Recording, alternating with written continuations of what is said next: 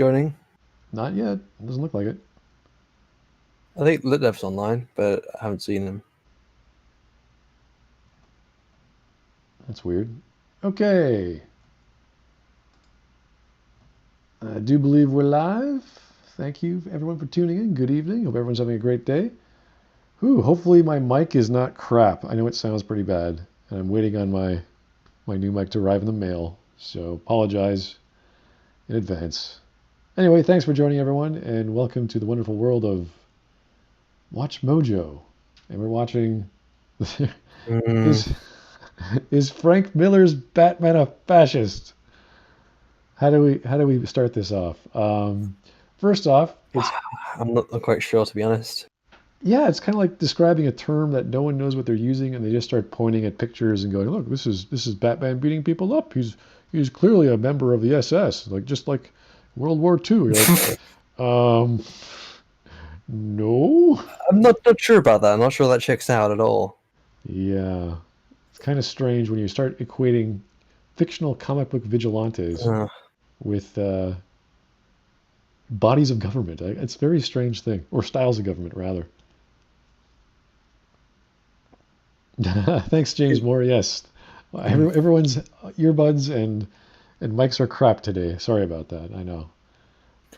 I think it's my. You're getting it back soon, though, aren't you? You're getting it replaced. Yes, it's actually It's not the microphone's fault. It's the cable from the computer to the microphones. A USB-A to USB-B, and that's the thing that's causing the problem. I was having this problem weeks ago as well, and I just finally realized what it was. So yes, the mic is in the mail. It's getting sent to me by Amazon. So thank you everyone for recommending me the various deals and suggestions for a mic. So that's nice. And hopefully it'll turn out soon, either tomorrow or Monday. So great. Yeah. But I'm getting the same cable, so in case, even if it is the mic's fault, I'm getting a new mic as well. So it's the cable is being replaced. While I was at it, I thought I'd buy a new mic as well. So anyway. Whatever works. Yes, whatever is best. Because again, this whole setup, I don't know if you knew, Shiny. Someone gifted it to me. Someone gave me my AT-AT 20, or sorry, my AT, my AT-2020 Audio Technica. So that was nice of the community. Mine's always worked well. Did you get the USB one or the condenser, or the one that requires the phantom cable? This is the condenser, but it is also the USB one. So yeah, it's the black condenser. I had the one that has the phantom cable, and it was such a faff to get set up properly because it always had it like the first like power box thing I had for it wasn't sufficient enough, and like it had this annoying like whining sound in the background of power, and then it's always really oversensitive, and then it just often have to fix so many problems with the AT-2020, at least with this version of it. Yeah, there's other options like for getting a mobile mic or a clip-on mic, which you can plug into your phone or plug into a standard adapter for audio in jacks. I was thinking of that. That would have worked fine too. But spend the extra dollar, get a nice mic that works, and it doesn't take much to get like a mechanical arm to bring close to your mouth or anything like that. So it's not a huge problem. But some of those mics go for like $300, $400. You're like, okay, I don't think I need that good quality. I mean, what am I going to do with this thing? So the quality is good. It's just as good as the AT-2020. And I forgot the model name though. Let me find it. It's probably a no-name Chinese knockoff, but it does the job. Anyway, before we start, I'm just going to quickly get myself some water. Okay, good idea, Shiny. I've got some water right here. Everyone is hopefully happily vacated their bowels, gone to the bathroom, washed their hands, which you do like dozens of times a day in our COVID environment. And that's just how it goes. And yes, I think it wasn't the actual streaming of watching certain content with Feminist Park or whatever you want to call that previous YouTube video we watched. That was something, guys. That was special. I don't remember exactly what was said by that essay from, because the YouTuber was quoting someone from a book who was criticizing Jurassic Park from a rather strange feminist lens. You're talking about the Jurassic Park video we covered? Yes, that was Oh yeah, the monstrous transsexual dinosaurs on the loose. that was It's the allegory for monstrous feminism. that. Okay, I'm still trying to think about it, and my brain just can't process it. Like it's one of the strangest videos we covered, and we covered a lot of strange shit. That was weird. Yeah. It's so weird the way he's trying to argument it as well, because he doesn't believe that and he's trying to defend it, but he's not outwardly defending it. The way he's just saying it is more, oh, well, there's this interpretation, and then there's this interpretation. Yeah, Without directly fighting it, he's just trying to softly push a different narrative, like he's softly defending it. he's half agreeing, and he says, "Well, that's not exactly true." And sometimes she's like this, and you're like, "Yeah, that's right. The main female is both active and passive, or whatever, what have you." So, Oh, she is sometimes in front of the shot, in front of the male character. I know this bizarre. Whenever anyone makes an argument about cinematography, I just sit there and go, do you know what you're talking about? Can't you just accept the mechanics of the scene and appreciate it? Do you know about the rule of thirds? I mean, there's lots of rules in cinematography, but to apply that to a philosophy of this shows dominance or this shows subservience, you're like, what? No, it doesn't. Come on, it's a camera angle. Give it a rest. Bullshit on that. Yeah.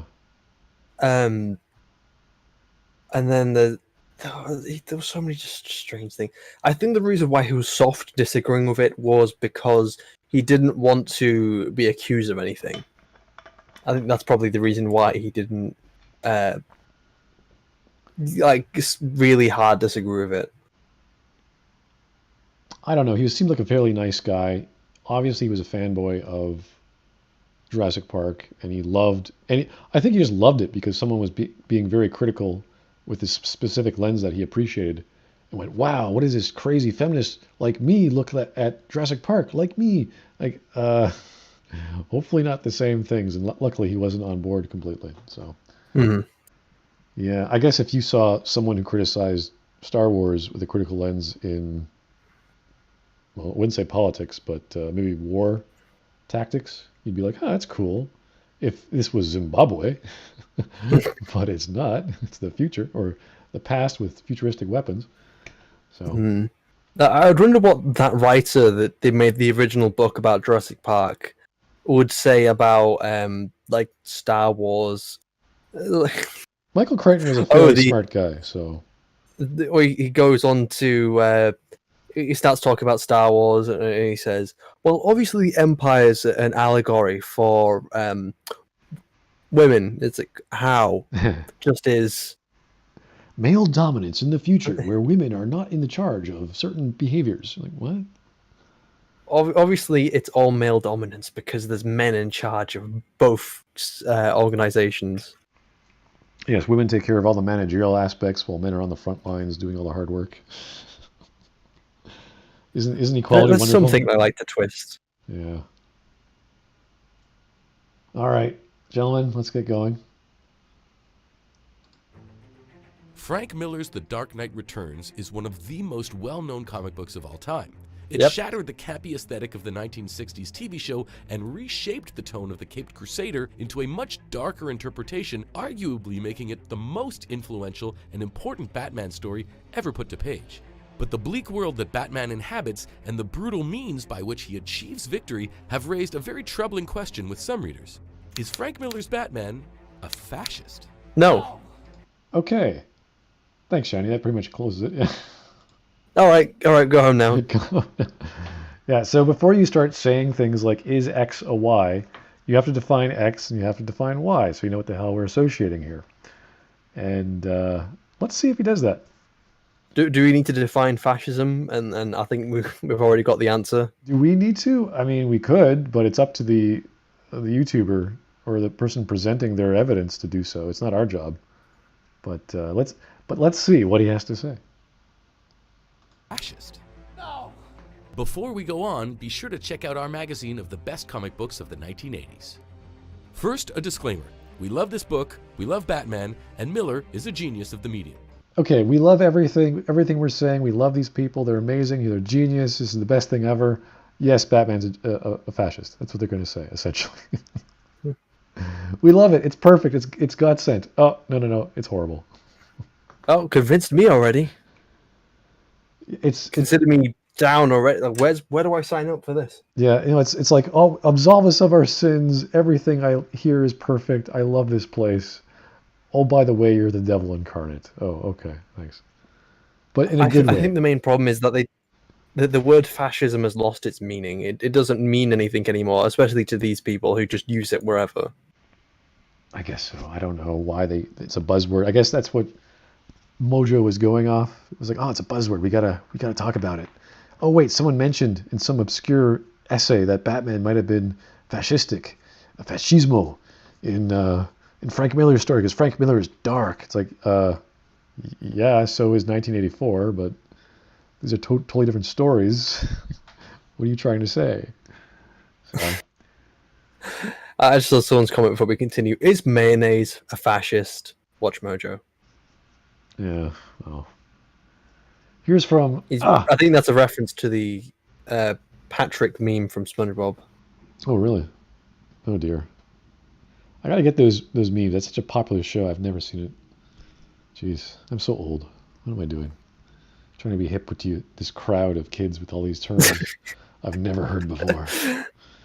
SpongeBob, what the hell is that? Well, what is this SpongeBob thing? So all the kids are talking about it these days. Yeah. Ooh, Rem Never, thank you, sir. What does fascist even mean at this point? You know what? It'll take you a good hour to go through the doctrine of fascism. There's about 13, 14 pages with a section with Mussolini. Not hard to figure out. It's not clear specifically because there's lots of elements, but it talks about elements of what the government should do, what the people should do, how there's a philosophy behind what these people are and what they want to do, why they're against socialism, for example. So there's lots of right-wing pride in being part of a community, being part of a country, being passionate about that. So it's kind of like a supercharged militaristic state for defense, you would imagine, and being proud of that defense, which is kind of like what America is in essence. They're proud of being American, but for different reasons. Not because they have the strongest military, because they believe in their freedoms so much they're willing to die for it. So another thing about fascism is like a big part of it is also having an authoritarian at the top of it. There is a dictatorial element or a slant, but that comes after. That comes after the fact, and that comes combined with Nazi socialism, and that's kind of where it gets mixed and muddled. When Mussolini meets with Hitler and they exchange ideas, that's when Mussolini gets screwed up. That's why everyone hates him, because now he's talking about an ethno-state. He's talking about eugenics, whereas Hitler is like, well, now we're fascist. It's like, wait a second, Hitler, you were like so far left. Now you're completely far right. How does that work? See, politics works like a horseshoe. You just kind of skip around. You get so extreme to one, you jump over to the other. It's very close. That's the problem with domineering control of the state, with industry, lack of property rights on the left, but full property rights on the right. But you're doing the same thing. Like what you own on the property is owned by the state, but the property itself is yours. It's like, what? How does that work? So it's a little strange. Here's Taker 610. Thank you, sir. In Star Wars spaceships, men fire their lasers, sperm, oh boy, at round space stations' eggs to destroy, impregnate, thus robbing women of freedom. Patriarchy. Oh dear. Oh god. I thought that was just a cool looking donut in space, but now you're really giving us really strange imagery there. Oh dear. Well, obviously that's what Star Wars was planned as this whole time. Sexual imagery with donuts. And floating balls in the middle. Is that ball connected to the rest of the ship, or is it just... How does that work? I'm trying to remember. Who knows? Probably. Now I'm wondering about the connection of this... what is it, spaceship or space station? What are those things? The Trade Federation. I thought he was talking about the A New Hope rather than Phantom Menace, but those are spaceships. Okay, they're just really big and they can launch Yeah. fighters and what have you. I thought he was talking about the Death Star. Ooh, good point. I was thinking of, well, The droid control ships and the Federation ships. Yeah. because those are more to scale. Because when we talk about the Death Star, that's gigantic. So anyway, I think my imagination's going a little too far with this. So let's just keep going. Anywho, Batman's We have a video to cover. Yeah, Batman's amazing and perfect in every way, but he's fascist. Thanks, Mojo. That's great. Those are objective truths. But to love and appreciate a masterwork... Those are objective truths. Frank Miller is a genius. Okay, fine. Well, he believes in objectivity, apparently. Frank Miller is objectively a genius. Who knew? I didn't know. I had no idea. That's just how genius works. WatchMojo just goes boom, laying down the genius. They know the geniuses. They read genius. They say this is genius. We say so. It's objectively true. Okay. Objective geniuses. Objective. You're not just a subjective. You're an objective genius. Throw more adjectives around. That's probably the best bet. Doesn't mean that you have to reject constructive criticism or uncomfortable truths about that work. We're also explicitly not saying that Batman, or Frank Miller for that matter, is a Nazi or a racist. Okay. They're two separate things. That's fascism and They just jump from fascism to Nazism and racism. It's like, oh. Well, it just shows that they think it's the same thing. How about sexist? We haven't gone through all of this yet. What's next? Ageist? Homophobic next. Ableist? Homophobic? Yeah. Frank Miller doesn't spank little children anymore. I was like, what? Thanks, WatchMojo. As much as people confuse the two terms. In case you're not in the know, The Dark Knight Returns... Oh, so they're not confusing it. They're saying that other people can confuse it. Okay. All right, so they're just listing terms other people have said. They don't actually believe that. Okay, that's good to know. They're just making sure there's no confusion. Yeah, we didn't say these words, guys. We're just making sure that you don't get them confused, because the word racism is not the same as sexism. Just so you know, two different things.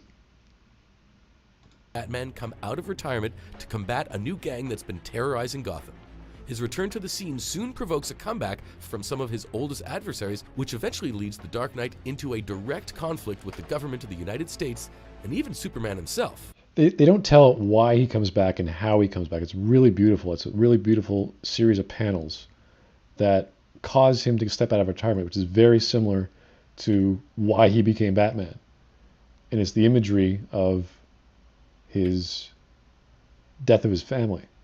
It's so poignant because we know exactly what's happening while he's seeing this flashback, and he's getting a panic attack himself. It just flips him out, and then he knows, I got to get back out there and stop this, because even though I'm old and gray, well, he's not. He's old and gray, but he's still pretty damn good shape, because he beats up two thugs, which are prominent throughout the story, which is kind of cool how they keep using these two guys, slice and dice. Those two jerks. Oh, poor two guys. They're getting beaten up by Batman so often. So they keep changing sides, and they're just two youths who don't know any better. There's two punks, and he beats them up as Bruce Wayne. Mm-hmm. And but I think he's watching the news, and he sees these event of a kid getting gunned down in a movie theater or something. Oh, he's watching Zorro. That's right. He's watching Zorro on TV, and the news is playing, and he's just like, oh, just goes nuts. He's like, I gotta go out there. Yeah, it's strange. I think that's the mark of Zorro. Sometimes it's on and off, but a lot of the time that's considered what he was watching in the movie theater. Yeah, and this is even joked about in the Batwoman series, the first few episodes. Or was the first episode? I can't recall. Where they show that at the park.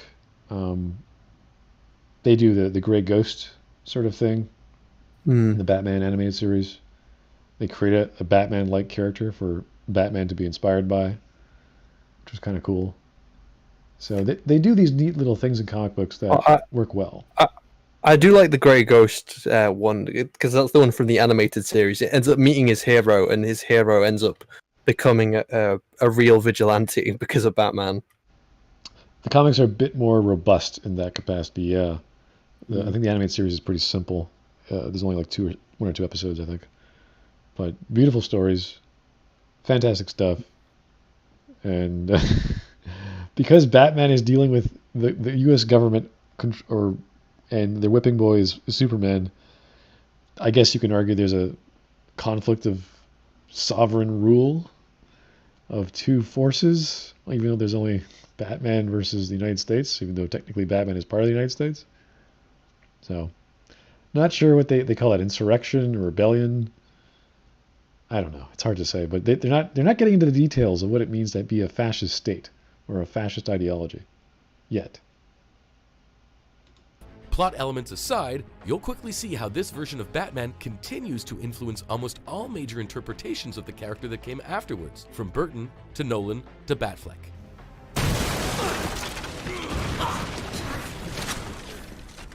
Believe me, I'll do it! Yeah, all the like Zack Snyder's Batman, I hate it takes so much influence from Dark Knight because it's taking something so fantastic and just screwing it up and destroying it. Just a complete misunderstanding of what it is. Well, he got the visual flair for it. Like visually, he's great. That was probably the most famous, if not the most well-liked, depiction of Batman in movies. Even though he's a bit violent, I think he kills a few dudes. But let's talk about Zack Snyder. Yeah, Batman v Superman. That whole warehouse. That's not popular at all. Really? No one likes the Zack Snyder. Not the movie. I mean, the depiction of the warehouse fight, where that's what this scene is right here. Yeah. Where the guy's holding what's her name, Martha, and he's like, "I'll do it." He's like, "I believe you," and he shoots him anyway. So stuff like Batman using guns, killing people is like, oh, wait a second, that doesn't jive. But it is ultra violent, and it was one of those great scenes where Batman takes on like four guys. It's like, okay, this is Batman. This is like playing a video game, the Arkham series or what have you. It works. Frank Miller's version is just a little too much, a little too extreme. Those of you who are familiar with the book might be thinking to yourself, What the hell are you talking about, dude? Batman literally fights a woman with swastikas on her breasts. Superman's the fascist in this story. well, there's probably a case for that too, but for the purpose of this video, we'll be focusing on the B-Man.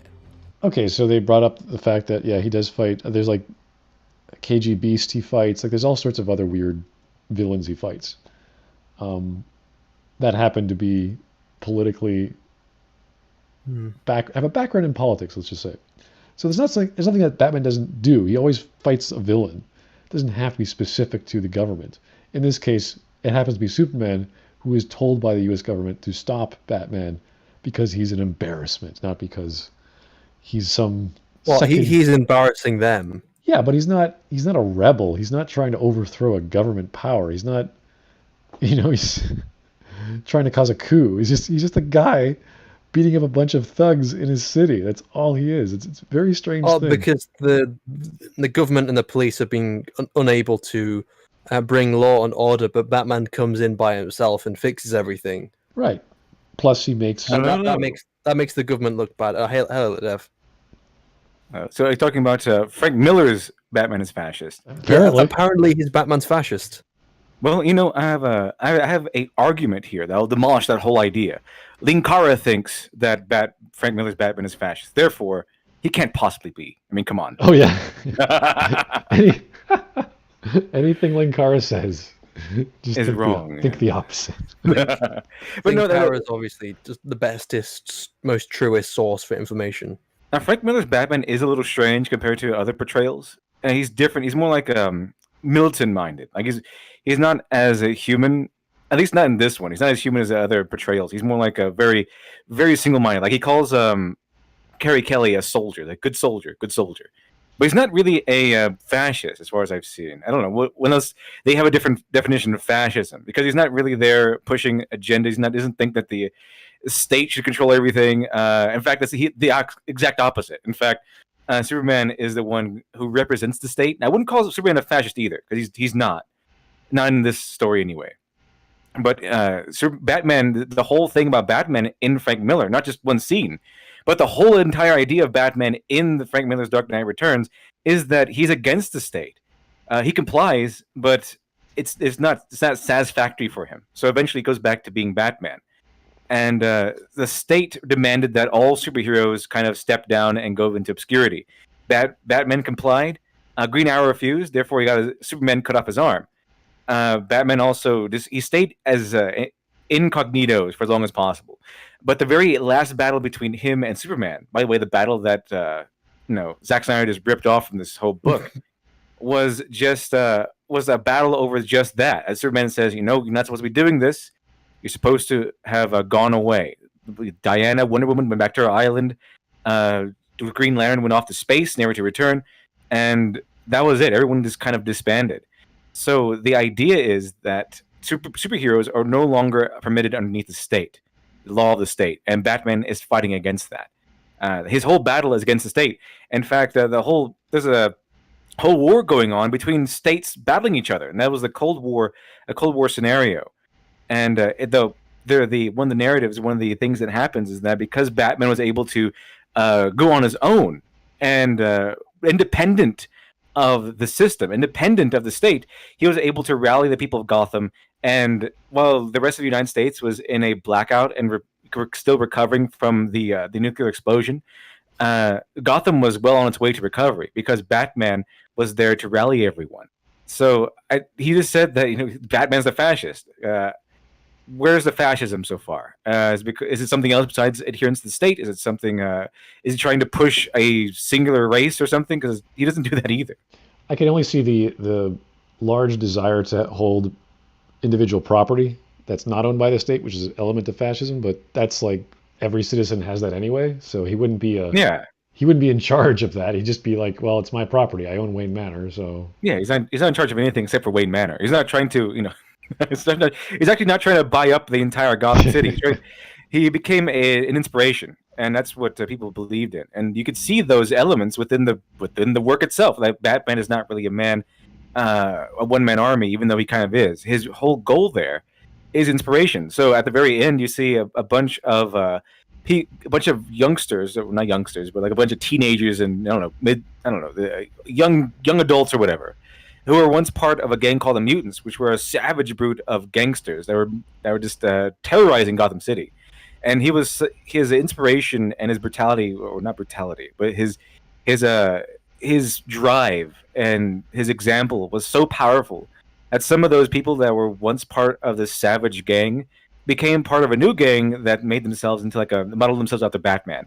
And those are the people who would went off to help Batman at the end of the book. Right. That's probably the best argument for making Batman any kind of political leader or organization.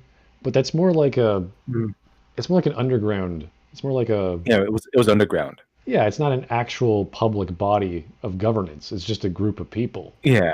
And the thing is that he wasn't even trying to govern them. His whole idea was, I'm going to train you so that when I die, because he's old, that when I die, when I can no longer do what I do, you can pick up the slack for me. It was more like a mentorship rather than I'm the leader of this new underground government sort of idea. Right. He didn't become the Illuminati. Exactly. He did not become the Illuminati. Yeah, they don't go into. I mean, there's other versions of There's all kinds of versions of Batman. They don't go into was it the Court of Owls or various permutations of shadow organizations that control Gotham? Oh, yeah. Why it's so corrupt. I don't know if Scott Snyder is a crazy one, but I really enjoyed the Court of Owls. I really enjoyed what I read so far of Scott Snyder's run on Batman in the comic books. Been very enjoyable. Littell, I have a question. So, what's your favorite? What do you think is the best interpretation of a future Batman? Dark Knight Returns or Batman Beyond? The Dark Knight Returns. I really personally enjoyed the Dark Knight Returns. I really liked that one a lot, more than I like Batman Beyond, actually. Well, so talking off, so like this your subjective enjoyment, but there's also what do you feel like is the best continuation of Batman? So, as in removing your own enjoyment, do you think it's more truthful to the character for him to become old and retired and very what's the word I'm looking for when he becomes retired? I think I would. I think I would go with Frank Miller's version of Batman because, as far as I've seen Batman be portrayed in even the animated series and comic books, it was always that he's really Batman. Is that Bruce Wayne is the mask, as opposed to Superman, who is Clark Kent is the mask. So he can never stop being Batman. And Batman Beyond, he kind of stopped. He just kind of retired. You mean the opposite, where Bruce Wayne is the mask, and for Superman, Superman is the mask. Yeah, pretty much. He's I think that's how it's kind of portrayed. Even though he's always Superman, and Clark Kent is kind of a mask also, I guess. And that's sort of Clark Kent is Superman pretending to be a human. Bruce Wayne, his psychology is such that he is Batman pretending to be Bruce Wayne. That's become very clear in almost every iteration I've seen him in, at least every modern iteration. So he can never stop being Batman. His drive and his passion is not connected to being the playboy philanthropist. He is a philanthropist, but what he really wants to do is stop crime and help people, because that's what he was attached to. So I don't think that he would ever stop doing that, even if he tried. And so that's why I think Frank Miller's Batman is, from what I can tell, more accurate than Batman Beyond Bruce Wayne, who just kind of gave up, kind of retired. Even if he wanted to, I don't think Bruce Wayne could give up the bat, even if he wanted to. So that's why I would go with Frank Miller still. Mm-hmm. There's so many versions. What if health problems stopped him from becoming Batman? Well, and he nearly ended up killing someone because of he couldn't defend someone right. Yeah, I mean that's also why I would go with Frank Miller Batman, because he realizes this, especially after his confrontation with the Joker. He realizes that he can't do this. Yeah, he's lost. He's lost. So that's why you get the whole idea of him becoming inspiration for future generations of heroes, or at least people who will do what he does. I don't like the Frank Miller's Batman 100%. I think he's a little too militant for my taste in some respects. But if I were to choose between Batman Beyond Bruce Wayne and Frank Miller Bruce Wayne, I think I would have to choose Frank Miller Bruce Wayne. I would say the Batman Beyond is more of a mainstream, more digestible version because it's on a TV show. So. It's still good, but yeah, I would still choose Frank Miller. Like there's iterations, even the one that I like, which is Nightfall, which is the story of Dark Knight. Sorry? I was going to say Dark Knight Returns. I would say is more digestible because it's in a film format as well. Okay, you're talking about the animated. They had a film adaptation. Yes, I understand that, but yes, we're talking about like, hey, let's watch a Batman flick. Da da da da. It's kind of a fun kids show. Batman Beyond is like, the next iteration, and I would say that's a great digestible version of Bruce. He's old man with a cane. He beats the shit out of people. He's still awesome. Like he's still kind of a hardcore, awesome hero.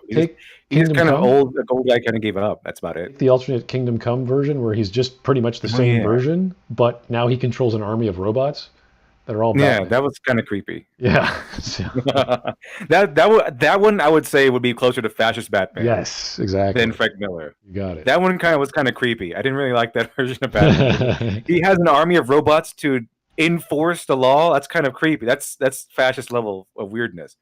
Tonight, I am the law. Pretty much, that's what he becomes in Kingdom Come. It gets pretty creepy. Like he's gone insane. That's the first thing I got from that version of Batman, was that Bruce Wayne has gone insane and went fascist. The quote's actually from Dark Knight Returns, when the power goes out. That big speech. He says, "Tonight, I am the law." Yeah, he kind of takes control because someone needs control in that, because everyone is running riots. It's just people are looting and killing each other, and he goes, "Tonight, I am the law," because someone has to take charge. He isn't like a started a new society. He sort of inspires the people and says, "Here we go. You all help. We're going to keep you tied up, or you're going to help. So if you don't want to help, that's fine. You'll stay tied up. If you do want to help, we'll untie you, and we'll get everything running back in order." So I guess you could, adhere connected to fascism because he gets the trains running on time. I guess that's one argument you could make. Here's a super chat from Changus Khan. Thanks, sir.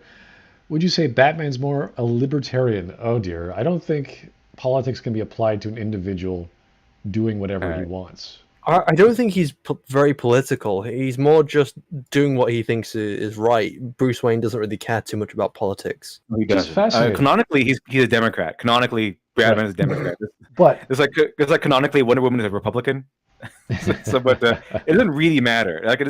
Politics doesn't really matter in terms of these heroes. The superheroes are too busy worrying about other things than the economy or how the government should be run or who they're supporting for it.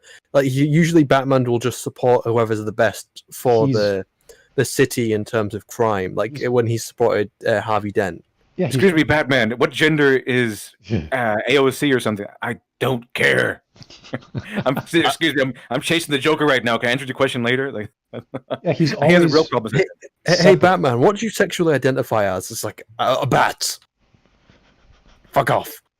He's always separate from any story with politics. He's always like never touching even the corporate ladder. Like there's nothing for him to work on. There's no merger for him to, he's not going to take over the banks. He's not going to take over this industry. He has various facets of Wayne Enterprises, but they're not like, I'm going to fix the city through politics. I'm going to fix the city through economics. I'm going to fix the city through XYZ. There's no story about that I've ever seen or heard. It's always about, no, I'm going to clean up the streets because the police can't do it. There's too much crime. And that's always been the focus. So to jump into this political debate where there is no politics is a little silly. Mm. So is Batman more of a libertarian? He's his own guy. He's a sovereign nation unto one man, I guess. Now, in order to decide whether Miller's Batman is or isn't the F word, we'll first need a definition. This is Yay, they defined their terms. Oh my god, this is the first people using words and defining them. It's amazing. I mean, it's not the best definition, but it is a definition we can work with. Okay, great. See, props to WatchMojo for getting the argument part of their argument started. To be the trickiest part. Even the Wikipedia entry on fascism states, historians, political scientists, and other scholars have engaged in long and furious debates concerning the exact nature of fascism and its core tenets. Okay, but still, give us something, please. Jeez, this is a hard term to work with. Great, give us one definition. George Orwell once wrote, "The word fascism is almost entirely meaningless. Almost any English person would accept bully as a synonym for fascist." Wow, great start. When asked about this himself, Miller told The Hollywood Reporter that anyone who thinks Batman was a fascist should study their politics. The fascists tell people how to live. Batman just tells criminals to stop. With a drop kick or a sleeper hold. With nice, very, very persuasive punch to the face or something. Stop stealing, punk. But he doesn't tell you how to live. That's not the reason why he goes back into action. Is because Gotham has regressed back into a state of pretty much anarchy. I guess mainly with the gang called the Mutants. They started doing unspeakable, horrific things to people, like kidnapping kids and then saying, "I want to just kill the kid and we'll get the ransom or whatever." This murder out of nowhere, this murder for murder's sake. All kinds of crimes. I think one was that they killed a bunch of nuns for no reason. They're just really, really harsh and evil. That's what it was. And he just couldn't take anymore. The bat side of Batman started resurfacing because of every news station was reporting every day on one horrific crime or another. And then he went back into action eventually for that reason. So yeah, his goal was to stop criminals from being criminals, to help out the innocent of Gotham who are being terrorized by these gangsters. Not really to tell people how to live. I don't think there's one moment where he does tell people how to live. And the closest you do get is that is after the nuke explodes and everyone is rioting and robbing and killing each other, and he just steps in because someone has to. And so here we have a voice from God, which is Frank Miller saying no. We have a definition which is not defined yet. So it's like, all right, you got 1 for 3. What is this? 103. I don't know. how you score this, but let's try. Maybe he'll try a third shot for a definition of fascism. Let's try. Let's see how far he goes. Well, that doesn't help either. Okay, for the sake of defining our terms, the fascism we're talking about here is the one that respects a single authority, demands adherence to a set of rules or laws laid out by said authority, has a strong concept of the other or the enemy, and whose use of violence is viewed as a necessary Are you solution. serious? That's it. Are you serious? The other, yeah, Hitler had a particular group of people. Fascists tend to have a particular group of people who are the enemy. Batman has criminals who are going around robbing, murdering, and raping. That's not othering a section of people. That's just, we're stamping out criminals. People, Obviously, the criminals are the victims here. Yeah, obviously, the poor criminals is being just unfairly discriminated against because all they do is commit crimes, rape, and pillage. That's all they do, and Batman comes in there and stops them from raping and pillaging. How dare he come in on their fun? Really? Are you serious? That's the reason? That's one of the reasons you're giving? Because Batman others criminals?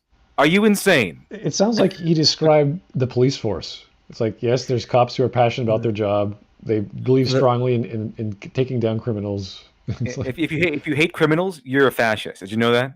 If you just hate criminals, if you other criminals, you're all criminals. They just wanted to go and rob some people, and then Batman just came out and said othering them. Yeah, all he wanted to do was steal my wallet and get all the money out of my bank and murder everyone in my family. Yeah, that's all he wanted to do. It's not so bad, right? It's not so bad. How privileged you have to be to think that othering criminals is like othering a minority or something. It's not the same. These are criminals. They're criminals because they do bad things. That's why they're criminals. Well, obviously, if you're just defending fascism. Oh yeah, I'm just defending. I'm a fascist apologist or whatever. That's it. That's it. It's not because in the eyes of fascists, like real fascists, it's this group of people are evil because they do this, or this group of people are evil or are enemy because they are actually secretly bad. It's attaching evilness to a negative statute or negative description to a particular group of people you want to demonize. Criminals are not demonized; they are themselves the demons. Like you don't become a criminal. It's not they were born criminals and then Batman attaching bad things to them, like Hitler did with several different categories of minorities. They are criminals because they chose to do bad things. That's it. That's why they're criminals. Illegal things. Yeah, illegal things. In a lot of cases, especially in terms of the Batman, the Dark Knight Returns, very, very illegal things, murder, killing nuns and babies and stuff. This is horrific stuff. No, he's not othering a minority or something. He's just fighting against crime that is running rampant and terrorizing the innocent people of Gotham. That's not othering a minority.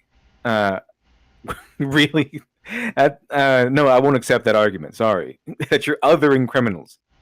By the way, I actually looked this up, and the facts are that in the comic book where they actually declare that Batman is a Democrat, Republicans actually won that route. So they got 2 Green Lanterns as Republicans. They had Lois Lane, who was a Republican, and Wonder Woman, who's a Republican. Batman, Green Arrow, and the Flash and Superman. Batman and Green Arrow were Democrats. Flash and Superman were undeclared. So Batman is Democrat canonically. So I guess he could be fascist. I'm just kidding. That was a joke. Bat fascist. Here's Taker 610. All fascists are named Bruce. Drops Mike. Well, I don't know. If we're going with this weak term definition, I guess it could be true. I remember the very famous fascist Bruce Hitler and Bruce Mussolini. So Bruce Franco. Yeah. John Lemley, reject modernity, embrace definitions. Well, I would love to actually have a definition that makes sense. In reinventing words is not the way to go, guys. Okay. When I talk about plot definitions, I don't invent stuff. I actually quote people who have definitions of plot, and I explain what that means and why it means what it does. Because people look at plot and say, oh, it's just a succession of events. Just stuff happens one after the other. It's like, no, that's describing anything. So when we talk about fascism, it's a big, big umbrella term. and you got to get to the nitty gritty, and you have to explain why something is the way it is, whether it's politics or logic or any other form of category. Get the definition right, use the right one, use the right context, prove your point. That's all you got to do. And then we can look at your criteria and evaluate your evidence, and we can go from there, which you should do, which you always do in an argument. Evidence, argument, 3 points, criteria, conclusion, basic stuff, guys. You learn this in, I think, grade school. You write essays in grade school. And wasn't the prevailing narrative of fascism surrounding the fasci, which is a bundle of sticks, and it's supposed to symbolize that you're stronger together, right? Batman doesn't learn that. That's something he learns throughout the course of the story. Like, he doesn't begin play saying that we're stronger together. He's like he's on his own, and he very reluctantly accepts Carrie Kelly because she actually helps him out and saves him when he first confronts the mutants. And she does it of her own volition as well. So she's her own independent force. And then I want to be like Robin, blah, blah, blah. And then Batman encounters her and is like, go home. Exactly. At first. And then he's like, then he accepts her because she saved his life. And that was pretty good. But it was really funny because Frank Miller does have some very, he is very blatant in his political views sometimes. And Carrie Kelly's parents are like these liberal caricatures. Like, they were hippies. They don't. Right. They just complain all day. Don't do anything. Just get high. Yeah, they're just like Chicago. Remember Chicago? Yeah, it has to be the weed. It was hilarious. Frank Miller is funny about that sometimes. He would be considered conservative. What was it? That's specifically talking about the scene where, like the criminal tries to kill Gordon. And Gordon kills him in self-defense, and like, oh my god, poor kid, only 23. Oh, such a stupid cop. How dare that cop defend himself? Very. This is WatchMojo, isn't it? Yeah, it is. Yeah. It's very weird that WatchMojo and Kelly Carey's parents have the same mindset. Oh, poor criminal, poor criminal, is being abused by the system. All he wanted to do was commit a murder, and he just came in and shot him to death. That's not cool. Well, they do like people victimizing themselves, so I'm not oppressing anyone. You're oppressing yourself. It's like, oh, someone's apparently being oppressed. Well, obviously they're the good guys. There's like criminals being oppressed is a good thing. Here's a super chat from Seth Blakey. Thank you. Sorry, Blakely. Konnichiwa, fellas. Got a Smudcast on 69. I love your insight on game development and glad I found your channel. Keep it up, and thanks for putting in work. Well, I do this with everyone else. It's not just me. So we wouldn't have a show without all of our wonderful guests. And, of course, Chad is fantastic in that regard as well. So thanks, guys, in general. Thank you. If not, I didn't realize this was Smudcast 69. Well, now you do. Neither did I. Good thing I showed up. Didn't want to miss this one. Talk about Batman. Forever, Smudcast 69 will forever be the one where we talk about Batman.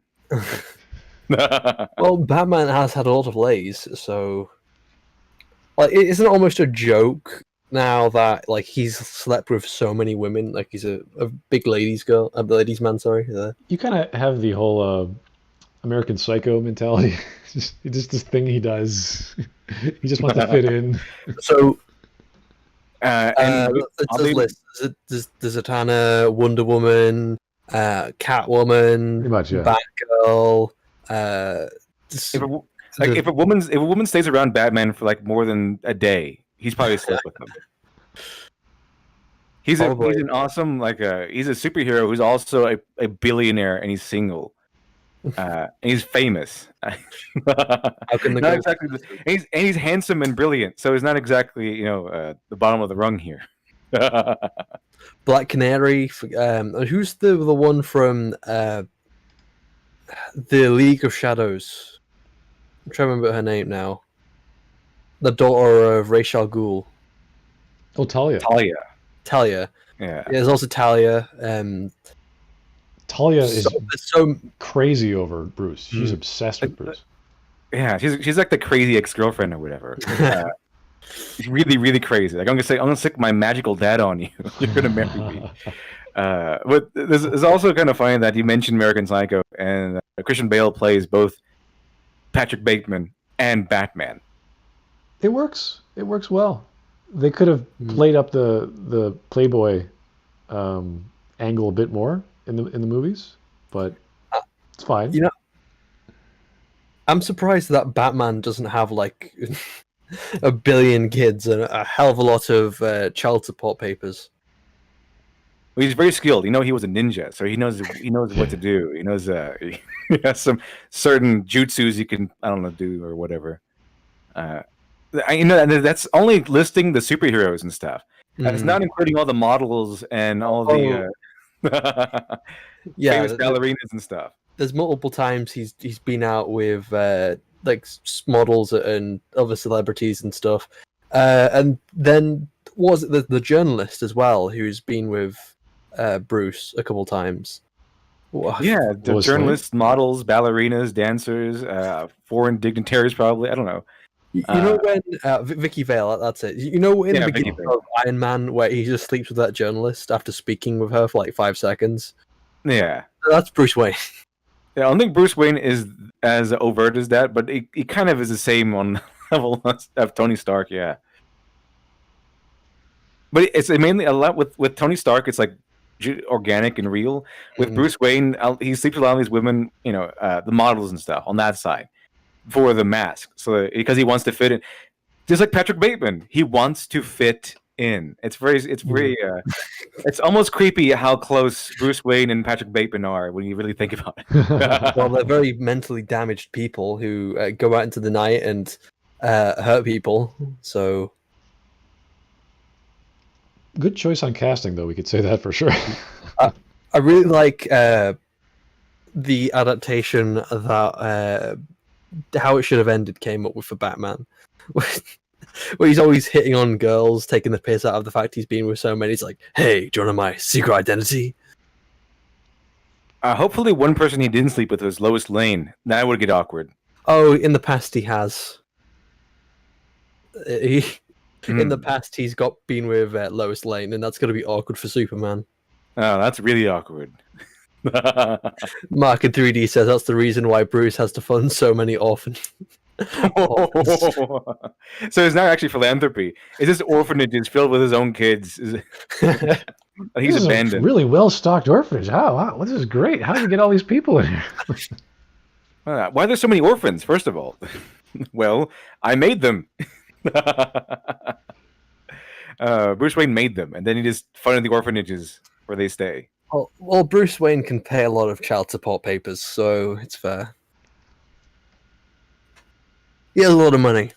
I mean, that's why he does it mostly as Batman, because if via secret identity, they can't come after him for child support. It's like Wonder Woman doesn't know who he is. It's like, Batman, I have your fucking child. Well, good luck finding me. It's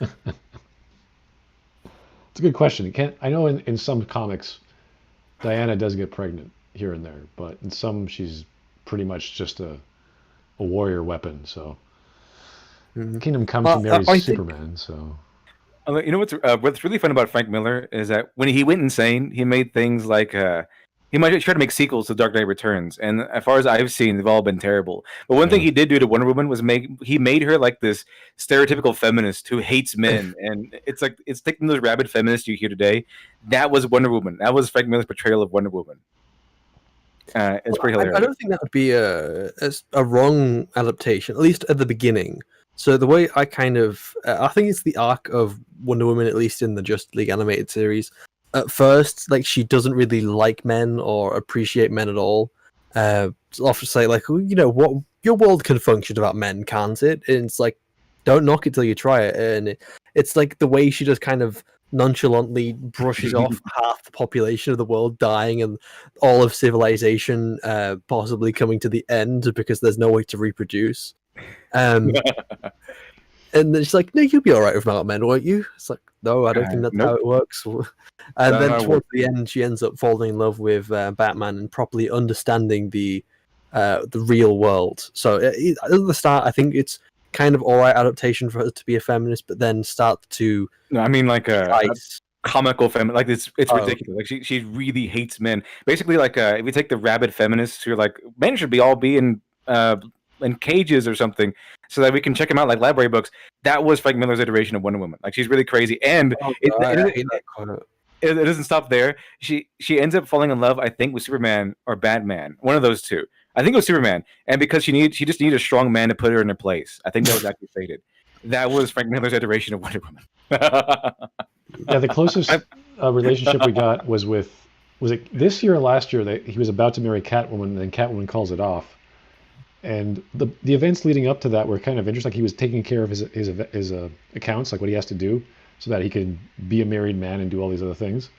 And he's going to the JLA. He's doing all these things with other members, and one of them was with Wonder Woman. And Wonder Woman was like, "Listen, we have this mission. I have to go with you. It'll take a year and a half or 2 years or whatever it was, but we're traveling to another dimension. The rest of time will be like 10, maybe 15 minutes will pass by. So, but Selena doesn't know that. So he's with Wonder Woman for this a year and a half, 2 years, and they're fighting in this war. Like they're not sleeping together romantically, but just like together, like surviving together in the wilderness and fighting all these demons and what have you. And it's just like, really? You're trusting this woman who's this goddess with this other guy who you know who he is and what he can do for, however long. It's like, yeah, sure. Like, really? Okay. So Selena... was that Tom King's iteration of Batman? It must have been recent because it just happened. I think he was the most recent guy on Batman. Right. Other than, Sean Gordon Murphy, I think. And it was an interesting story because finally we got some development with Batman as a person, and then Selena going, nope, if I do this, Gotham will lose what it needs. And she said, I'm not going to go through with it, even though she pretty much wanted it. And she was being more, I guess, responsible to the city as she was to her own feelings.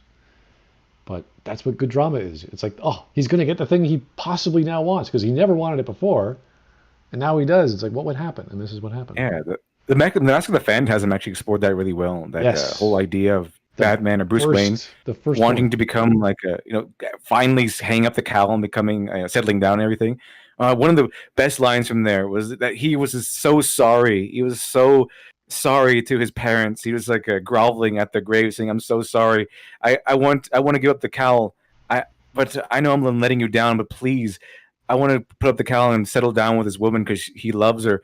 And he didn't count on this. And one of the best lines I remember from that movie. I didn't count on being happy. It's like, oh yes. Yeah. Oh, what a wonderful thing to say. That's so Bruce Wayne. The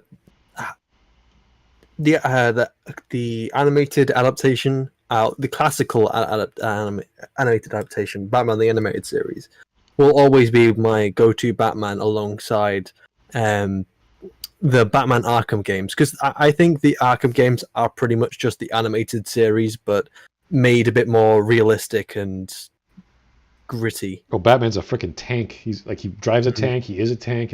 We don't talk about Arkham Knight. I'm talking about the Arkham Asylum and Arkham City. All right. We don't talk about Knight. It's a tank also. He also has a tank in Dark Knight Returns, and he just shoots everybody with rubber bullets. Rubber bullets, yeah. But they're rubber in this one. They make a point of it. Let's shatter your ribs. Okay. He knocks them all out with his giant tank that shoots rubber bullets. And it electrocutes people, and it does all these things. Yeah, it shoots explosives. It has a cannon. But the explosives don't kill. The explosives don't kill. They're like video game launching, I guess. Yeah. Wow. Oh, we have a super chat. Thank you. The male Ray. Superman, Bruce, you slept with Lois. Bruce, she's not yours. It's just your turn. Ooh, that's They'll give these writers ideas, okay? They already did this with like X-Men with Wolverine and Cyclops, where Jean Grey kind of shares them. It's like in three-way together, and Cyclops and Wolverine are now a couple or something because they're three-way. Don't give them ideas to do the same thing with Batman, Superman, and Lois Lane. Okay, we don't need that. We don't need that comic book. Too late. Batman's already slept with Lois Lane. Well, has he slept with Superman yet? That's the question. Oh no. No, in the modern comics, probably. That's Arkham Origins. Oh, son, I'll let you read out the super chat. Non Vitae Rex, thank you, sir. No love for Arkham Origins. Was that the third one or the fourth one? It's the one which wasn't made by the studio. It was made by another studio while they were working on Arkham Knight, I believe. I was all right. I didn't really care too much for it. I've played it and I enjoyed it, but it's nowhere near the level of Arkham Asylum and Arkham City. You know, since we talked about Wonder Woman, the one thing I found weird about Wonder Woman is that every time they have a strange universe or a big they explore outside of the status quo. Wonder Woman is always the first one to go crazy. He's always the first one to go insane. They had the alternate universe with Injustice. Oh, that's it. And Wonder Woman sided with evil Superman for some reason. She fell in love with him. She sided with evil Superman. She became one of his most loyal enforcers for some reason. And then we have Kingdom Come. She things change, and she was the first one to start killing and stuff again. So I don't know why these writers they always go to okay, so this is a changed world. We're outside the status quo. So we're going to go ahead and have Wonder Woman go insane. He just tosses heroism to the side. There's a few iterations of, well, not necessarily the JLA, but even with Batman, which it's like, if Batman didn't do this is what would have happened. And it's always with bizarre, catastrophic levels of, if Batman's not there, if he's incapacitated or dead, the whole world is just gone to shit. So it's pretty funny with the Nightfall series with Jean-Paul Valley as the new Batman. He has to come back from his back being broken from Bane. And there's a few iterations of that. So the actual one is where he gets cybernetic legs. He's twice as fast. So it's oh, he is a cyborg. That makes a heck of a lot more sense. Plus, magic was involved to heal his spine and all this other crap. But there's a iteration of that where he fails. He doesn't defeat Jean-Paul Valley. And then what happens after that? And he pretty much gets imprisoned by Jean-Paul Valley. and it's that sounds good. Yeah, it's just this horrible, horrible story. It's like, holy jeez, what did you do to this guy? So they really want Bruce to suffer because he's just a guy. But to keep him suffering even more give him more cybernetics so he can endure it more and have him go through more pain and all the trauma from his family that is no longer around. All the Robins are dead. They couldn't survive in this world because Jean-Paul Valley kills everyone. Oh, thanks. Anyway, back to fascism. You should put that on a shirt. Anyway. Oh no, Alex Halo. Oh. Alex Halo, thanks. Don't give them ideas. Keep those to the Dojin. Oh no. Let manga be its own thing. Let manga do its own. Let manga look at the Western world and laugh. Yeah, that's a good idea. I think the Western world is more than able to destroy itself very easily. Whereas with manga and doujin, it's like, what, you don't like that version? Here's 23 other versions, which you might enjoy better. So, always demand for better stories out there, in Japan at least. Perhaps most importantly, the figurehead that can save you can't follow the normal set of rules that are in place because those rules would stop them from doing what must be done and embolden their enemies. In Matthew Ray's essay for Thoughtbox on this very topic, he explains, to build a heroic fascist, you need to establish a world where fascism is the only answer. What? Okay. Fascism is not the only answer there. In fact, the state is the one causing a lot of the problems eventually during the story. Can you imagine in World War I or II for Italy? I mean, this has been building up for years, but can you imagine it's like the only result is a Mussolini. There's no other possibility. No republic, no monarchy, no states' rights, no independent sovereign nations, nothing. No, it has to be like, in order to get that to work, you have to really understand politics. And I'm sorry, it's such a mishmash of the turn of the century of how Italy did what it did and why.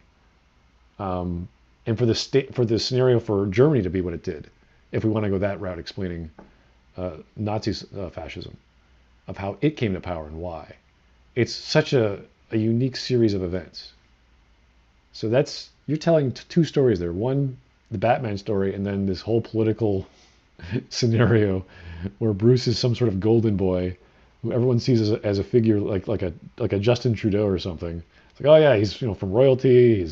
He's part socialist, but not really. He's kind of off to the right. He's got some good ideas for private ownership and states' rights. It's like, well, okay, he gets elected, and all of a sudden they want to keep him there for longer than his term, and then he gets judicial powers. And it's like, hey, this is Star Wars. Okay, great. It becomes this. Then he's the Senate. Then he becomes the government. Yeah. He becomes the Senate. And then he brushes in the first galactic empire. But it's not an empire; it's a fascist state, guys. So you have to curb your jets there, Bruce. You're not going for total power, just partial power. It's like, okay, yeah. Yeah. Apparently, the only answer in Dark Knight was fascism somehow. I don't know what the fascism is, but apparently it's there. Apparently it's there. It's such a very specific. Because they're othering criminals. Those poor criminals being discriminated against. All because they steal and murder and rape. That's one of the more bizarre things I've heard, like victimizing criminals. That's why Batman's a fascist, because he victimizes criminals. He says that criminals do bad things. There's those weird laws. These are tort laws in the States for castle rules or hold your ground, where if you shoot a person coming inside your home, they're not allowed to be there. You can get fined, depending on how much you kill them or how much you hurt them. Whether you actually committed murder or not. It's like, listen, this guy came. Obviously, killing is a spectrum. It's what level you kill. Yeah, no, there is. It is. It is like murder 1, murder 2, homicide, manslaughter. Well, you either kill them or you don't. Well, yeah, but it's like, is it self-defense? Level of death. Is there a law that allows you to commit murder through self-defense? There's all these wonderful little very specific aspects of the law in certain states, in certain scenarios, where you could get charged more than the person who's trying to rob your home. So it does happen. I like Party Al-Masivi says, to build a heroic socialist, you need to establish a world where socialism is the only answer. See, it's really easy to just switch this around, isn't it? I was reading Marx the other day, and now I'm in power. What should I do with this? I don't know. I'm thinking monarchy. No, it's too old. Yeah, let's do something new. Isn't it kind of how you make any sort of thing heroic? You make a scenario where that's the only answer. Not just fascism, but almost anything could fit in that formula. It's kind of the way life works. It's like, I need to get a job. I need to move out. I need to do this. It's like, yeah, you prove. Oh, this guy is terrible. I hate my coworker. Oh wait, I'm hanging from a cliff and I can't get up. Hey, look, my coworker is about to help me up. He's a hero. He's my only hope. Now he's a hero. Yeah, you create a scenario where he's your only way out. That's kind of the formula to make anything a hero. Yeah. So again, if they understood political theory and knew the definition and formation of a certain brand of or flavor of politics, great. Tell that story. How you tie that into Just like Frank Miller said, if you think Batman is a fascist, you should read some politics. Yeah. But here we are, guys. We didn't ask for this. We didn't want this. Here it is. No, we really didn't want this. No one wants to live in a world where this happens. Where WatchMojo gets 800,000 views or on Ask a Stupid Question. It happens every day. And suddenly, there you are. You're Batman. You're fighting crime. And suddenly, you're a Nazi. You didn't ask for this. You didn't choose this. But there it is. John Lemley says, in order to make Movie Bob heroic, you need to make the escapist depend on him. Yeah, in order to make a heroic Movie Bob, you need to create a scenario in which he is the only answer. Fire Yahtzee. I have no idea what that would be, but that would work, I guess. Fire everyone else except for Movie Bob. It's like, Movie Bob, you're the number one you're the only content on our website. Keep making stuff. Sure if that ever were to happen, the escapists would be dead already. Yeah, that's true. They would just be flat out dead. Yahtzee's only keeping them alive. That's it. Yeah, the Yahtzee is carrying the entire weight of the escapists on his shoulders. Which includes Movie Bob, by the way. That includes Movie Bob. So he has a lot of work. Yeah, it's a lot of weight. I feel sorry for him. I don't think anyone wants to carry Movie Bob. Probably break your spine. Like Batman. Is the only answer. The idea here is that Miller has created a Gotham that needs Batman's personal brand of justice. If Batman is indeed a fascist, it's only because Gotham needed him to be. Okay, that's an interesting argument. You're just describing a value and saying, well, Batman is acting the way he is, coming out of retirement for the only reason, and he needs to, because he personally got traumatized watching The Mask of Zorro one night, and he had a panic attack. So Mask of Zorro is secretly an Italian fascist movie to cause people to rise up against their republic or democracy. That was it. Fascism. He was indoctrinated. That was it. He was indoctrinated by the Mask of Zorro. It's what he's doing to our kids, people. Yeah. How is Batman a fascist? How is he a fascist? Are all superheroes fascists then? Because they all other and demonize criminals. Well, you see, this also kind of supports the whole idea is that video games and movies make people, or media in general, makes people fascists. But then he's describing a political theory. It's like, no. I don't think socialism just became because all the necessary requirements for socialism were there. It's like, no. Someone in power said, now we're going to make a socialist state because everyone voted for me. Voila. That's what we're doing. It wasn't, hey, monarchy, right? Yeah, I'm the king. I still haven't seen a convincing argument from WatchMojo that Batman is a fascist. I've never heard a convincing argument from WatchMojo, period. Well, yeah, that's also true. That's also true. This is trending in 2 days. We should do a video right now. Okay, yeah. Thanks, WatchMojo. The top 10 things that you do at a movie theater. It's like, what? The top 10 reasons why you're a fascist. The top 10 things you didn't know about Batman. That you probably already did, because they're very fucking obvious. The top 10 ways how you ruin Star Wars. You ruin Star Wars. You. What a horrible video we covered that day. Then again, that's pretty much what we do on this Smudcast. So we just ruin Star Wars all day. Yeah, there's all a lot of day, tears. every day. A lot of tears from that. Very delicious tears. Very We just can't scrumptious. stop ourselves from, just destroying Star Wars and ruining it. okay, let's chug along here. There's no other choice. So let's play along. What kind of world would need fascism? Using Ray's essay as a framework, let's go. Let's not think along those lines ever. Okay. What kind of world would need fascism? That's something WatchMojo thinks about. What kind of world would need fascism? I don't think even an academic would go like, if we had Nazism, what would Nazism really solve? It's like human kindness, life, being good to each other, not killing. That's fascist thinking, though. You're telling people how to live. Nazi. Through why this applies to Miller's Gotham, point by point. 1. The criminals have no motive. Despite the family paying the ransom, the mutants still took the boy's life. Slice and dice. The mutants, and later the Joker, hold on. have no... They have no motive, except for the money. And for fun. They're punks. Can't think of a motive why they would kidnap a rich person's son. Can't possibly be the money, apparently. And they're psychopaths, or whatever you want to call disgruntled youths that kill people. But there's a lot of sadists also in the gang. Some of them just commit murder for murder's sake. But it's not because they have just no motive. It's because their motive is to feel good. The motive is because killing gives them pleasure. Busting makes them feel good. Yeah, pretty much. They try to rob Bruce Wayne, but he looks like he can handle himself, so they just run away. Real motive other than violence for the sake of violence. These are not youths driven to crime because of socio-economic conditions and bad public schools. No. Really? But it's supposed to be a reflection of the Joker. They even compare them to the Joker because they're doing it for fun, essentially, because it amuses them. Yeah, and they are young, impressionable youth. That's one of Frank Miller's things.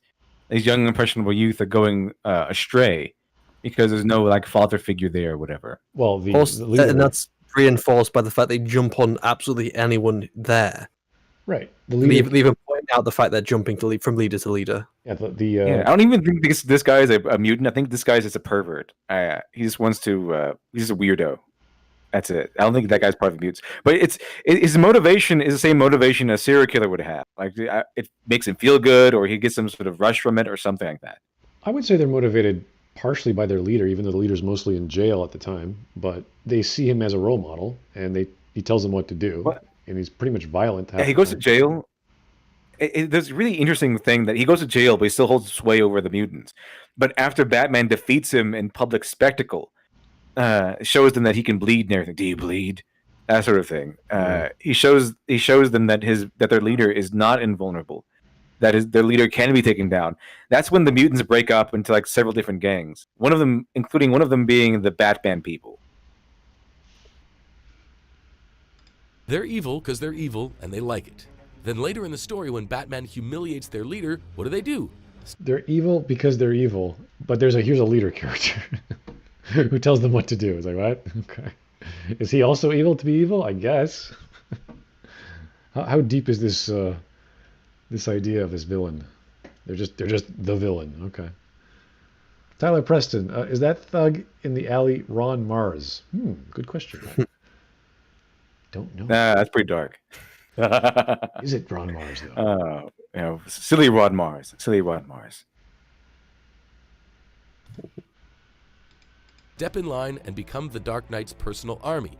Don't you see? The kids are always going to act out, so you need a strong leader to show them who's boss and point that energy in the right direction. The mutants are dead. Therefore, he's I mean, a that's fascist? kind of Frank Miller's sort of thing. He does. I see that quite a bit sometimes in his books and stories. But it's not fascism. It's just a hero inspiring people to be better than themselves. That's called leadership. It's not. Oh no. It's not a political ideology. It's like, hey, I'm really strong. I beat your leader. I'm going to tell you what to do, or I'll beat the shit out of all of you. It's like, okay. Well, no, he doesn't.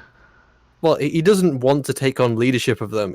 That's just something which they follow him without him saying, "Hey, yo, follow me." But he takes advantage of that. Yeah, exactly. He doesn't make the Batman gang. They kind of just do that on their own. And even after they do that, he doesn't take control of them. I think what he says to Gordon after that is like, "Oh, they're all scattered and separated now. They'll be easy to take down now." In fact, he doesn't even support them because they are going too far. They're actually killing people, and he actually stops them from going out and killing people. Exactly. And then he shows them the real way they should be doing it, without guns and without murder and death. So yeah, it's almost as if Batman will work with you and he likes you and he'll help you if you stop doing bad things. You stop murdering people and robbing people and stuff. You can stop being criminals and he'll help you. That he could sort of supplement the police force as a result of this, and he could technically be a branch of the judicial aspect of Gotham, but there's no formality behind it. No one voted for this.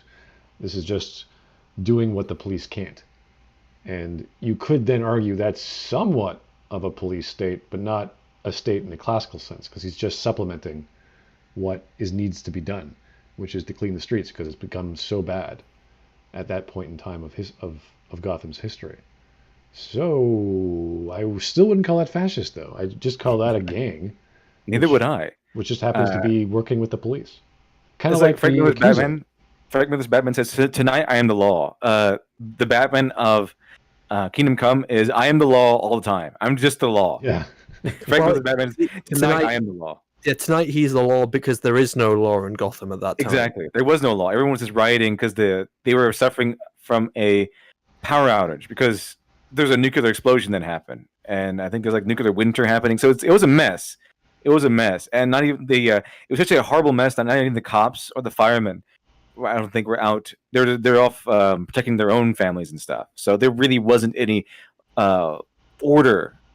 Batman had to bring order because there weren't any people to enforce it. Ed, this is the new face of the law. 2. Liberal thinking and compassion will get you killed. What? What? Excuse Now, me? okay, now that one there could be argument for because that not really. It's not really liberal thinking and compassion will get you killed. Is that there are some characters that that Frank Miller makes like overtly liberal and compassionate, and they. But here's the thing: it wasn't compassion that got the guy killed because there's a psychiatrist who helps out criminals like Two-Face and the Right. Joker. And his whole thing was that his smile. He was on the side of the criminals. Like he's the cops and Batman. They're the fascists. They're the bad guys. It's these poor criminals who are being abused because they were wronged. And he has smiley face T-shirt and everything. And he believes in compassion. He's a very like progressive liberal kind of guy. He's got a T-shirt or a book saying, "Hey, I'm okay." Yeah, that's it. That's it. Hey, I'm okay. That's his line. Hey, I'm okay. How very soft, very saccharine, very positive. But the thing is, his compassion does not get him killed. It's his need to be in front of the camera. Like he wants to be. He's very ready to whisk the former Joker at that time. What he believes to be the former Joker off onto a talk show, and it's kind of implied that it's not really about getting people better. It's about getting fame for himself. And as far as I remember, it's also similar to what WatchMojo was doing a second ago. It's like, oh, these poor criminals, Batman, they're only doing this way because Batman's making them go this way. Batman's exactly. the villain. There's It's not always- the criminals' fault they're going out and causing crime. There are always good, interesting stories why crime is the way it is, why people are nutty in Gotham, why there's so much corruption, what have you. And there's all classical examples we can point to of how cities become corrupt. I think one of the more interesting ones I liked was the Lazarus Pit fumes, which is essentially part of a connecting line underneath Gotham City, was affecting the water supply, and that's why some of these people are so psychotic, because that's one of the after effects of using the Lazarus Pit. So that was one of the arguments or one of the stories explaining why not only was Gotham corrupt, but there's individuals who are so psychotic, they're twisted in the head as well. Why you have all these weird costume villains running around, which could explain Batman's behavior too. But Yeah, that's actually pretty good theory, or probably good notion to add into there, because madness has always been a part of Batman, or at least what has Batman involved into. There's a lot of madness going on there, and it's Arkham Asylum. It just came from Lovecraftian lore, but it's not really. This line is not entirely true. It's not really compassionate thinking. It's like bleeding heart thinking. Those bleeding heart liberals, that sort of thing. Like think compassion without logic. It's just over compassion without any, why think when you can feel? That sort of idea. plus, everyone saw this coming because we're talking about the Joker, and you see this famous psychiatrist. Oh, I'm gonna reform the worst criminal ever. It's like, okay. Yeah, suddenly he's better now for some reason. So it's over compassion. It's over generosity. It's without caution, without thought, without logic behind it to to pair it with. That's what Frank Miller is kind of demonizing in this story, because the psychiatrist, even if he's truly is compassionate or whatever, the Joker just snaps out of like a multi-decade coma because Batman was gone, and then he just snaps out of it. He's just coming back to life, and he's like, "Hey, I know everyone was going to hate me now. Can I get on Can I get on this talk show?" And he's like, "Yeah, sure. Let's get you out there." No real tests, no real studies on how if he's actually recovered or just faking it, because the Joker does have a long history of doing that sort of thing. It's just, you say you're better, well then you're better. I'm going to have open compassion to everyone. I'm going to believe you, give the benefit of the doubt. So I don't think it's exactly liberal thinking and compassion that gets you killed here. It's liberal thinking and compassion without the logic behind it, because Batman is very compassionate. He's very he has a very he I guess you could say he has liberal thinking, and he's very compassionate. Even Frank Miller's Batman is. Even Frank Miller's Batman, he's a little harsher, a little grittier, and he doesn't mind using more extreme violence, but he does have that compassion still with him. Yeah, but he has a logic to pair it with. Yeah. So while he's ready and willing to believe that Two-Face has recovered, he's still very cautious about it. It's the humanistic approach to psychology, or the Carl Rogers school of thought, that if you can rationally say something consciously, I am X, then that is the first step to healing. And, this sort of not new wave of thinking, but this is back in the 60s, probably the 70s, after apparent conditioning. So after B.F. Skinner, everything's ordained by birth and your conditioning. He's like, no, that's nonsense. People are human beings. We have cognitive thought. We can rationalize. We can say if we hurt or why we don't. So that's the mentality of this sort of egotistical guy who's like, I'm amazing. I love the limelight. I love all the people looking at me. Of course I fixed this Joker's problem. He's a great man now, without understanding the psychosis behind the Joker, which was Batman. You think any reasonable, logically thinking psychiatrist who is dealing with the Joker at that time, after his long list of crimes and all the stories that Joker has committed, the stories of the Joker, all the terrible deeds he's done, you think a guy would see him recover and then they would go, okay, we're gonna keep you in here for testing, okay? No talk shows for you. It is now until we're thoroughly convinced that you have actually recovered. This guy was just bleeding heart compassion. He's got a lot of hubris as well. Like, he believes that he's the one that's going to come and fix all the problems. There's no criminal he can't fix. Exactly. Being proven wrong with Harvey Dent. So I would suggest, as Shani pointed out, that it's not really compassion and liberal thinking that will get you killed. It's really hubris. Yes. Selfishness. And that's kind of the same thing here. Same thing the gangs and the criminals feel. That hubris and selfishness will just end up being, you'll end up being dead or you'll lose everything because of your hubris and your selfishness. Okay, this is a super chat. We're just going to read it, and that'll be that. Lieutenant Colonel Tanya van den Gershoff, thanks again. Check out Oppai Gasuki. It's a true masterpiece. If you don't know what Oppai Gasuki means, it essentially translates to I love boobs. So I can imagine what that story is about. Thank you for that suggestion, Lieutenant Colonel. A masterpiece, huh? Okay. Oh, no. Okay. Liberal thinking and compassion will get you killed. Let's see what he has to say. Of course. This man isn't responsible for those killings. There's one character who thinks the criminals are not to blame for their actions. The psychologist, Dr. Walper, who cures Two-Face and the Joker.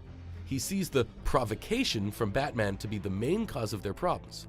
In his view, criminals themselves are victims of their environment and of what he calls a fascist aggressor. One thing I want to point out here, I kind of like him.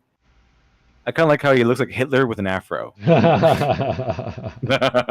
He definitely looks better in the animated film. Oh yeah, he definitely does. I kind of enjoy Frank Miller's art. It's kind of it's very ugly and weird, but it has its own, like, it brings to life the gritty, grungy style of his writing. Character in the book who actually calls Batman a fascist. And where does this get him? Oh yeah. In this world, the liberals would have you set the Joker free and lock up Batman. This is like 50 that times one, yeah, bigger. maybe a little bit, yeah. 50 times bigger than the scene in Joker, the movie. It's like, I'm not going to kill just the host. I'm going to kill everyone. Yeah, everyone dies in that one. Kill everyone in this room. He sprays gas everywhere. It's fantastic. That's what I thought was actually going to happen in the Joker movie. I was going to kill everyone there, but he just kills Murray. You get what you deserve. You get what you fucking deserve. Also, the thing here is that the Joker is portrayed, I think, as gay. Like, he has high heels and everything. Lipstick. He's on lipstick. Lipstick, yeah. Well, it's fine we put the Joker putting on lipstick because he's always had like very red lips because of the whole clown thing. Yeah, it's just some people complain about it because of the unfortunate implications of just turning the Joker gay, considering how evil the Joker is. But yeah, it's just Frank Miller's thing. Frank Miller's very, very raw. He's a very raw writer. Now I'm just imagining Joker hopping off a table, going, "I'm gay." It was like a masculine gay in Frank Miller's story. Oh, masculine gay? I didn't know we could have that. I thought it was only the magical elf. He wasn't a magical elf, as I remember. He was flamboyant, but he's like I don't know. It's like Malionopoulos in white makeup and evil. You'd have to be crazy to listen to them. 3. The current politicians are weak and ineffective, and so is the law. I have to resolve this. It was taking the piss out of politicians. Yeah, exactly. That Frank Miller hates politicians. It's taking the piss out. Like, so when they don't know what they're saying what to do with Batman, it's like, oh well, that's down to the state. It's like, oh well, that's down to the president. Oh well, no, that's down to the police department. Oh well, like they were always shifting onto someone else because they didn't want to handle the controversial topic of Batman. And that was pretty funny. Like the president, oh, we got some good head on our shoulders, and the governor of that state. It's like, and the governor of the state goes, oh, I would put my faith in the mayor, and the mayor's like, I put my faith in the Police commissioner. It was funny. This passed the buck, and that's a pretty good commentary on politics, on politicians. It's not in your face. It's part of the narrative. It's like sewn in there. It doesn't stop the story to tell you how politicians are all evil or something. And then the one that replaces the mayor ends up. The acting mayor ends up doing the exact same thing. It's like, I don't know how to comment on this time, and just says the exact same thing. It's showing that the state is useless. That's not a very fascist message to me. Well, no, because it's true. We see things like this with real politicians where they don't have a spine to actually say. They just do whatever they think is going to get them more votes, or that they say whatever thinks is going to get more votes. Yeah, they have responses, like robotic responses that essentially say nothing, reveal nothing. That's what the polls say. Politicians aren't really much of a help in this world either. Reagan basically fails to stop a nuclear war, and what about the mayor of Gotham? Well, he tries to negotiate with the mutant leader and gets his throat ripped out, once again feeding into the you can't reason with these people mentality. Yeah, because you can't reason with these psychopaths. They're psychopathic criminals. Yeah, there are people like that in the world, you know. So apparently you can't make an antagonist worse. You can't have an antagonist which there's no redemption for. You can. It's just not in the world of Batman specifically, unless you want to talk about the various shades of gray of, like, say, Iceman, or what's his name, Victor Freeze. Like, he's sometimes all he wants is everything's for his wife, so it doesn't matter what it is, if it's good or bad, he'll do it. Well, at least Catwoman, after the animated series, because that very much changed Freeze's backstory, and that's now became his official backstory. Oh yeah, the more romantic version of him, I would imagine. But in Detective Comics, it was all over the place. There are all kinds of villains. Like there's Kite Man, for God's sake. But it's there's a Condiment King. Yeah, I can't remember them. There's been hundreds. Okay, that are so ridiculous in the 60s and 70s that you just laugh at. You're like, come on, that can't be serious. So yeah, Kite Man. There's a comic, and they actually make him extremely relatable. Like the reason why he becomes Kite Man is because his child used to like playing with kites. It's kind of a bit cheesy actually. Now you think about it a little bit more, because it's the whole horrible something horrible happened to this person. Right, but taken to the extreme, it's a parody in The Tick, where you have Arthur just be this flying moth suit dude. So it's kind of funny that they would take the most strangest villain, like a kite. Like what's a man in a kite going to do? And well, there's Calendar Man as well. Calendar Man, yeah. There's so many great ones which are so perfect for to take the piss out of. Brave and the Bold has taken the piss out of a lot of these villains. But I like this. I think Condiment King was one which was made by the animated series to take the piss out of some Batman villains. The good thing about that show is, as corny and as pulpy as it is, it's so like 20s, like the style.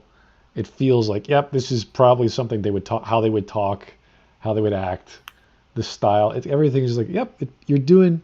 I like that attitude about Batman, because Batman is really a creation of the 30s. So to see that brought back a touch, have Wonder Woman with her 20s haircut and all these other, it's like, yeah, this is awesome. This is really cool. So as corny as it was, as silly as it was, it's like, yep, they got their own thing going for them. It's for kids. It's good enough.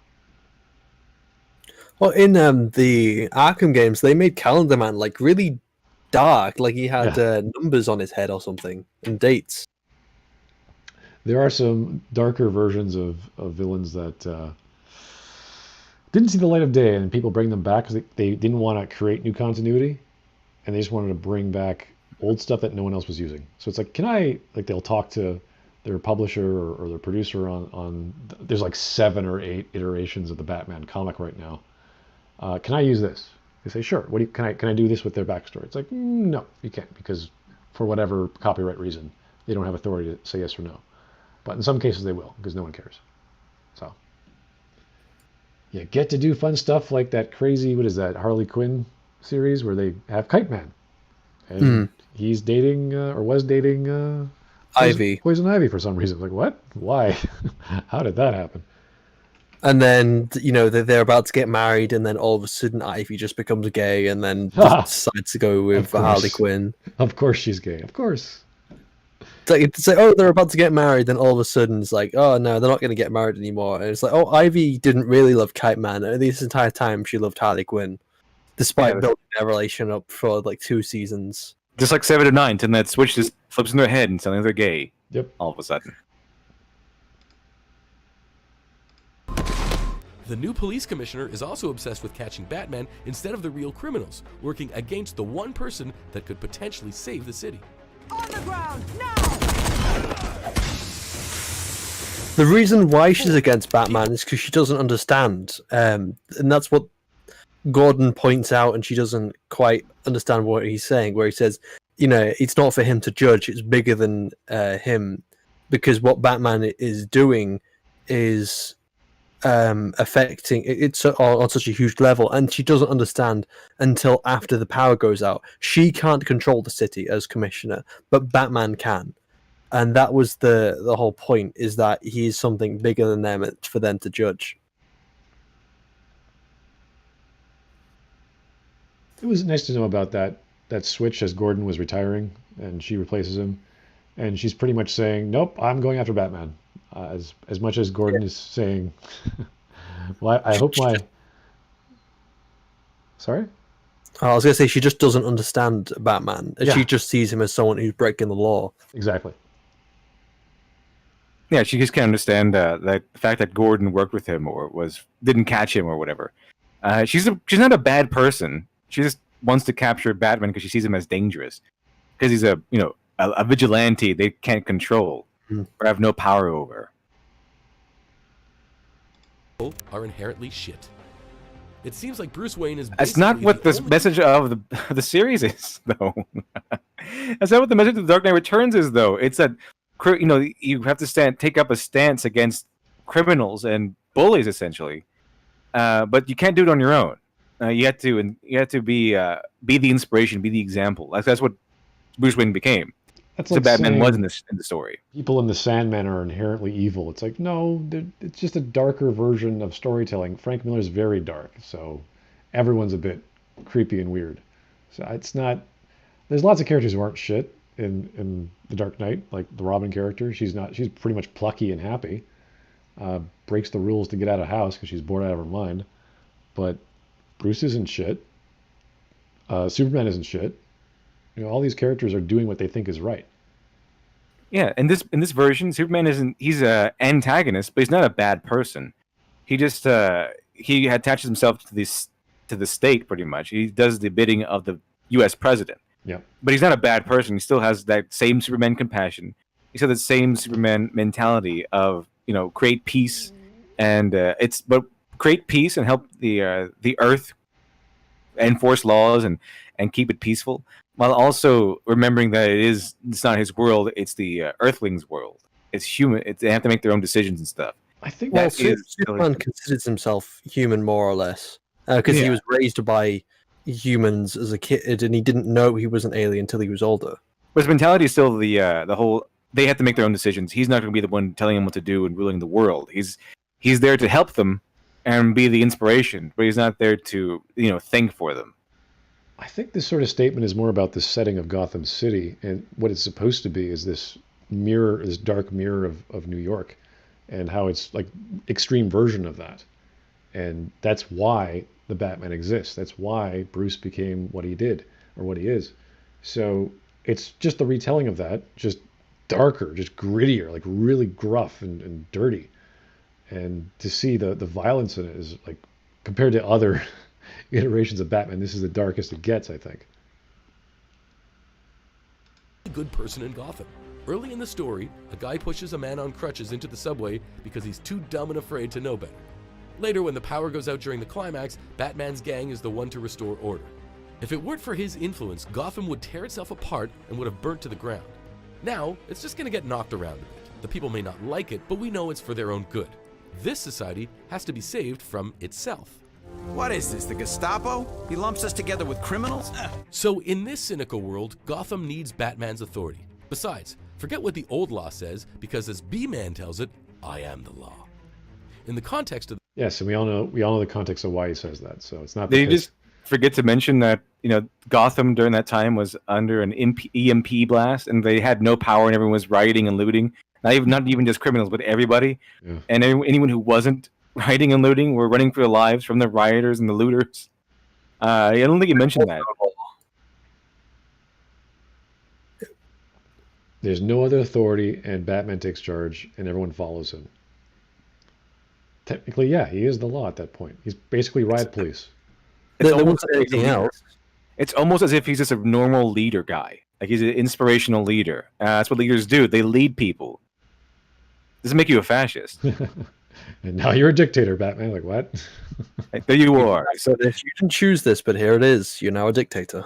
You have been elected the president of your local bowling club, and all of a sudden, you're a Nazi. the story, anyone who disagrees is either ignorant or evil. Pretty dictatorial thinking, no? No. No. He's saying, okay, we need to all work together to get this settled and get this city up and running. Anyone who disagrees with it at that point is like a criminal who just wants to cause chaos. It's not I disagree, therefore I'm evil. It's disagree because I want to keep looting and pillaging and murdering and stuff. That's what the disagreement is. You agree with Batman because you want to help. You disagree with him in this instance, in this scenario, because you don't want to help.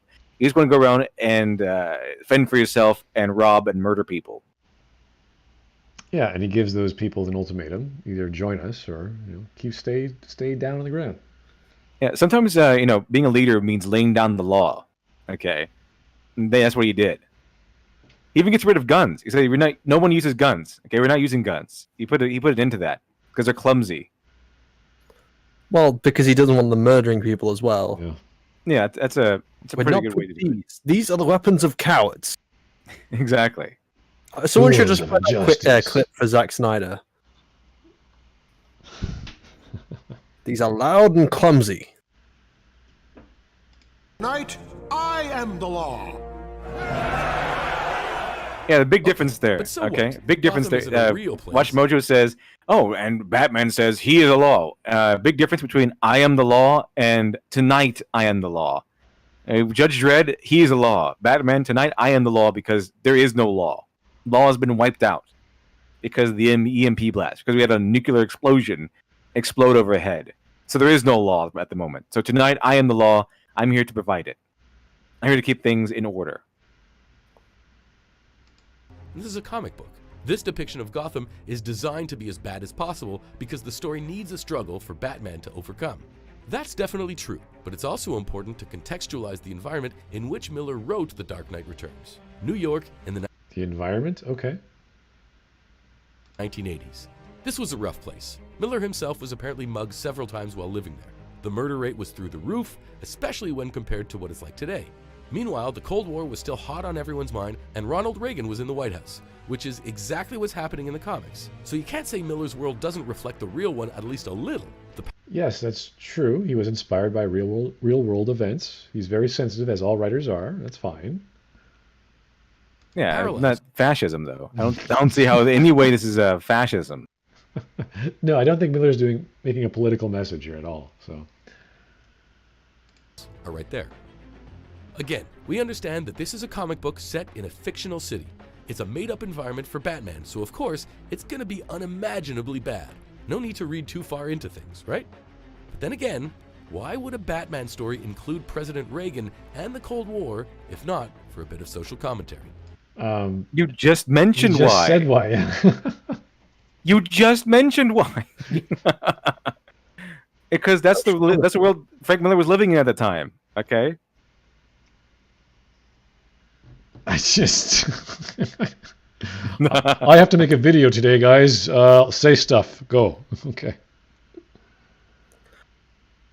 Riddle me that, Bat fans. That's a matter for the state level, and they've got a solid, clear-headed governor there. Yes, they do. Check out That's these other it? great clips from WatchMojo. Oh my god. Such a great argument. 10 out of 10. They Would wouldn't say just put fuck it in you there. again. It's Yeah, for I'm social not commentary. convinced that Batman is a fascist. Not convinced. Frank Miller's Batman. Oh boy. Not convinced. Not convinced. Sorry, WatchMojo. You did a bad job. You did a bad job. Maybe he was talking about Lex Luthor, who aims to become president, becomes president, then does all kinds of dictatorial things. Maybe you could argue that. Yeah, maybe that would be probably. Like, you probably have an argument there. But Batman, Evil no. Injustice Superman, like Injustice Superman, Yes. he's probably like a fascist, right? Exactly. That's an argument for that. that's on the scale and the flavor of fascism. I would say, evil Superman using the Justice, not the Justice League, the Justice Guild. What was it called? Something like that, to dominate the world and tell everyone, how to live and dictate their lifestyles and behavior. Right. All these rules, all these things you can't say in public and do in public, and always apologize, all these other things. So, yes, that would be closer to what they're talking about. But even then, that would be its own thing. That would be its own weird global state. Not too different from, let's say, a 1984, but not on the level of manipulation, just on the level of control with curfews and other such things, a police state. Like, yeah, I would just call it a police state with a lot more rules on a global level. So you could argue that, but not Frank Miller's Batman. That just doesn't sound right at all. So yeah, ask a silly question, have ridiculous responses to explaining it. So, I mean, who's next? The biggest argument they had was Batman others criminals, therefore he's a fascist. Okay. Yeah, that's totally the same as othering and demonizing certain groups of minorities or something. Same thing. I'm trying to think of maybe Darkest Night Batman, one of those writers. Maybe they would play something around with, because those are all Elseworld comics, so we can do fun stuff. And what would happen if Hal Jordan did this? So, geez, I don't know. The Killing Joke Batman could be around there. But not even, I wouldn't even go political with Batman. I would just say this would be a completely different character, and therefore you could do something more with it. Because the Batman we know doesn't get political. He just doesn't. He's barely in any shareholder meetings. He shows up just to make face. He's like, yep, here, yep, okay, bye-bye. Yeah. Yeah, he doesn't care. He just wants to help people. That's all he wants to do. All right. So, yeah, I would argue that there was no good evidence. There wasn't any real argument aside from implying the Cold War was a thing. You're like, thanks. What does that mean? What does that have to do with... Did you know that the Cold War was a thing and therefore Batman is a fascist? I don't know. What does that mean? Someone mentions he's a fascist in the book. It's like, yeah, he's that egotistical psychologist who doesn't know what he's talking about, who gets killed.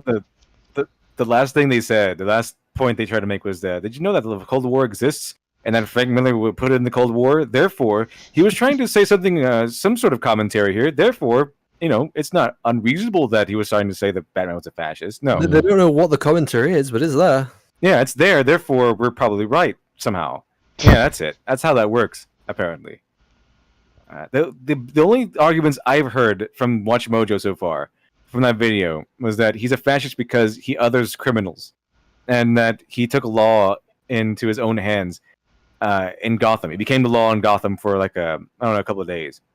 Because there was no law in Gotham. Which he almost does on a daily evening. So he's a vigilante. He breaks the law to serve a greater justice. We know that. That's what he's always done.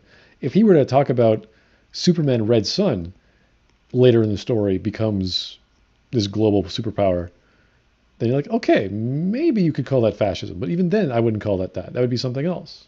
Because we've never seen that before. It would have its own flavor and reason. Can you imagine Superman being in charge of everything? and everyone just fawns over your dictator, and he's can. In Kingdom Come, they make a literal gulag. So I don't. Yeah. It'll be very interesting. It's a very interesting aspect. Yeah.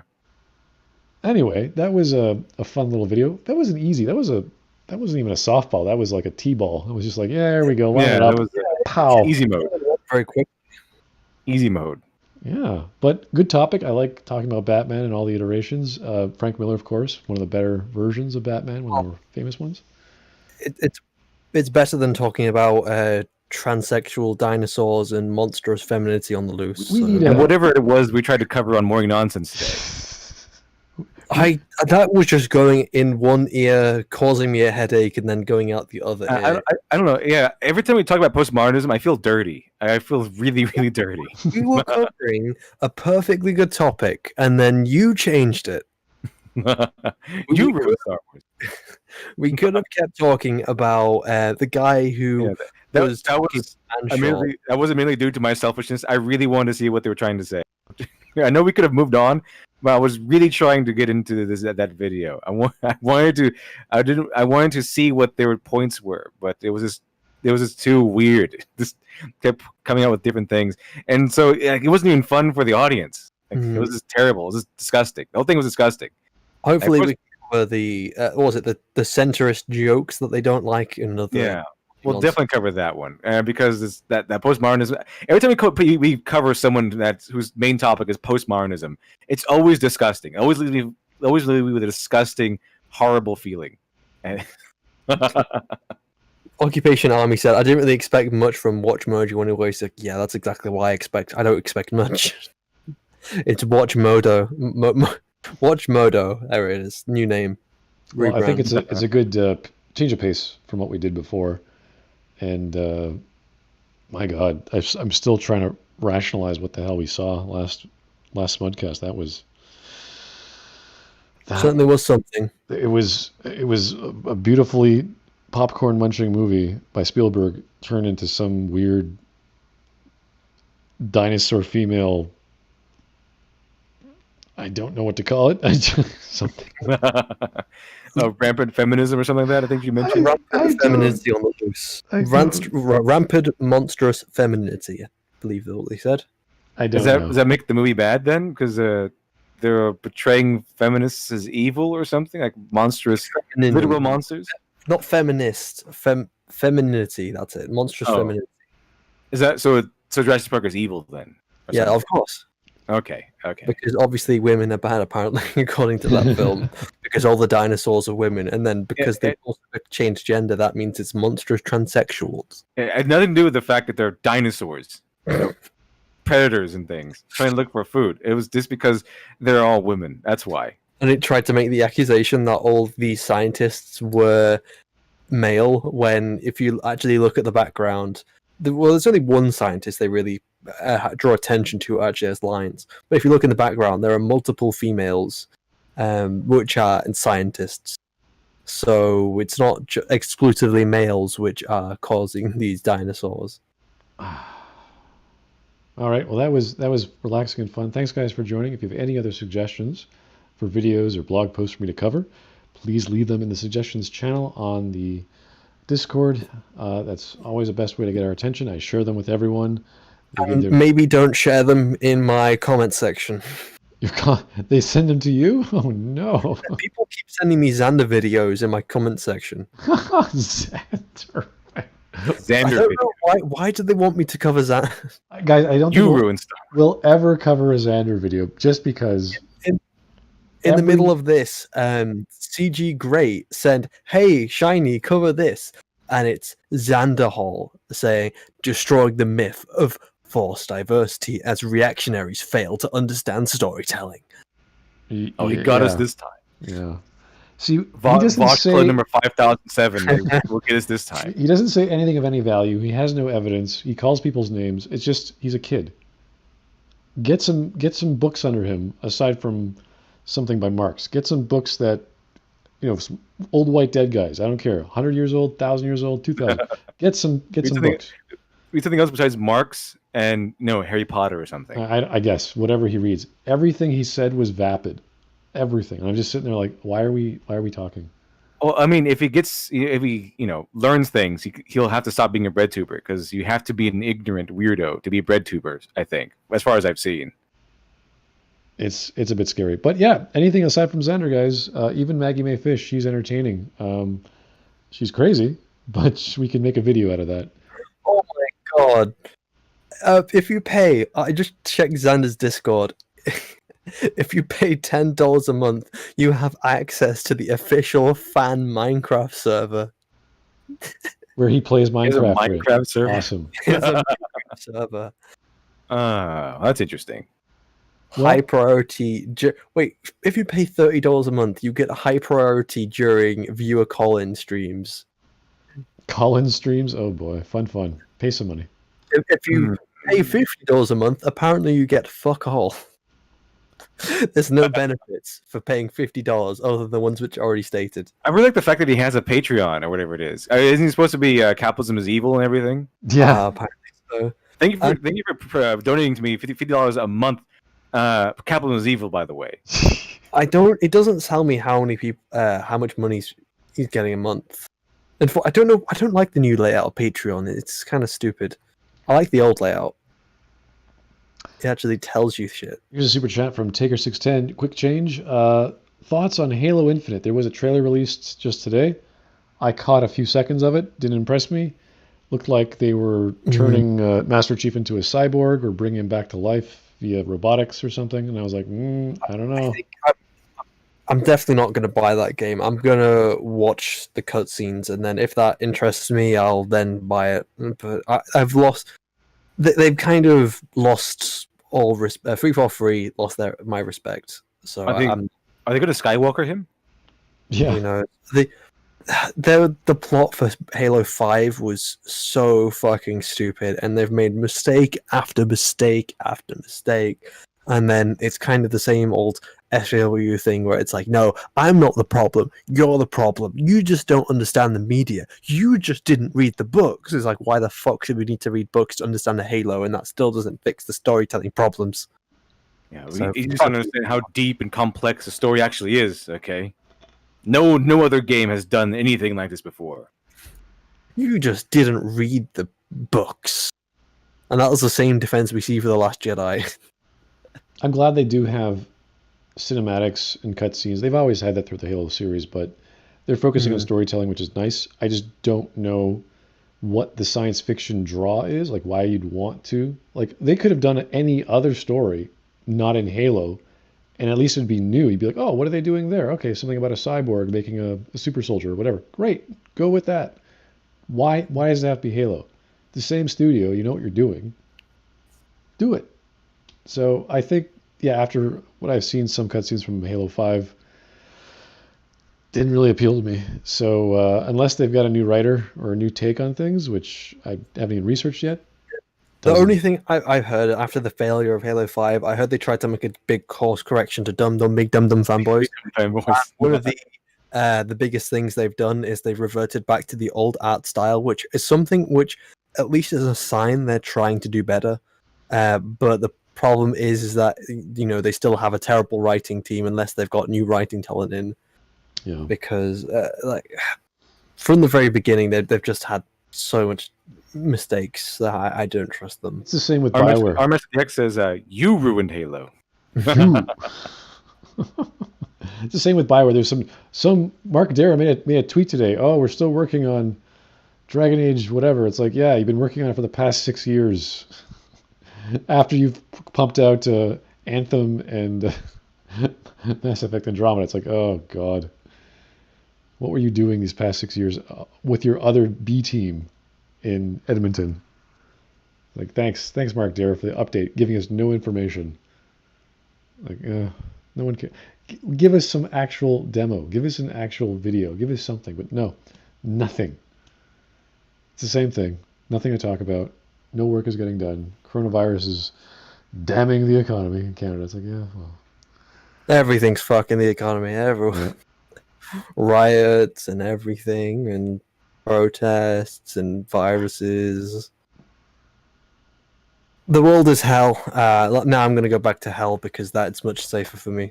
Yeah, get back in there, Shiny. All right, in your guys. box. Well, thanks Back in for your box. Thanks for tuning in. Before we end, I've got a new video out, Little Clanker. It's an animated short.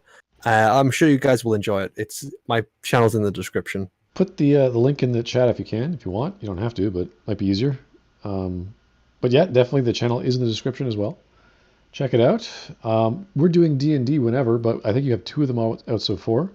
About Yeah, I think it's going to be our next D&D session is going to be Saturday and Sunday, I believe. right. Double. I was gonna say double D. Yeah, double D. Well, D&D. Well, it'll be triple D because there's 4D. Quadruple D. Yeah.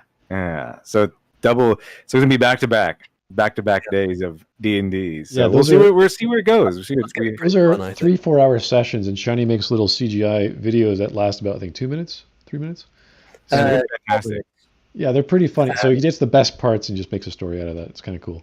I'm really excited to see what Hush does next. It's gonna be fantastic. I can give you a secret peek into what he's going to do next. There's going to be a sword involved and lots of blood. And some food. I'm sure you guys say, is that a cheesecake? Stab. Is that onion marmalade? Or this? Oh. All right, guys. Super. Thanks for tuning in. We'll talk to you soon, and stay cool.